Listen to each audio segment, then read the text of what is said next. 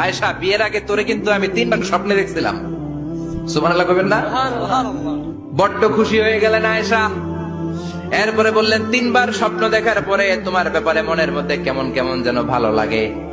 তারপরে একটা ছোট্ট কাগজের মধ্যে, জান্নাতি কাগজ, রেশমি কাপড়ের মধ্যে তোমার চেহারাটা এনে জিব্রাইল বললেন, দেখেন নবী কেমন লাগে। আমি কইলাম ভালো লাগে। কার মেয়ে? আপনার বন্ধু আবু বকরের মেয়ে। বিয়ে করবেন নাকি? বিশ্বনবী বললেন, ও জিব্রাইল, তুমি যদি ঘটক হও, আল্লাহ যদি হয় কাজী, আমি মোহাম্মদ বিয়েতে রাজি। সুবহানাল্লাহ পড়েন। বিয়ে হয়ে গেল, কিন্তু ঘরে দামি ফার্নিচার নাই, টাকা পয়সাও তেমন নাই, কিন্তু আছে খালি সুখ। আছে কি? যেটা টাকা দিয়ে কিনা যায়। টাকা দিয়ে বাড়ি কিনা যায়, গাড়ি কিনা যায়, সুখ কিনা যায় নাকি? টাকা দিয়ে বিছানা কিনা যায়, বালিশ কিনা যায়, ঘুম কিনা যায় নাকি? কথা বলেন। এজন্য সুখ দেয়ার মালিক কে?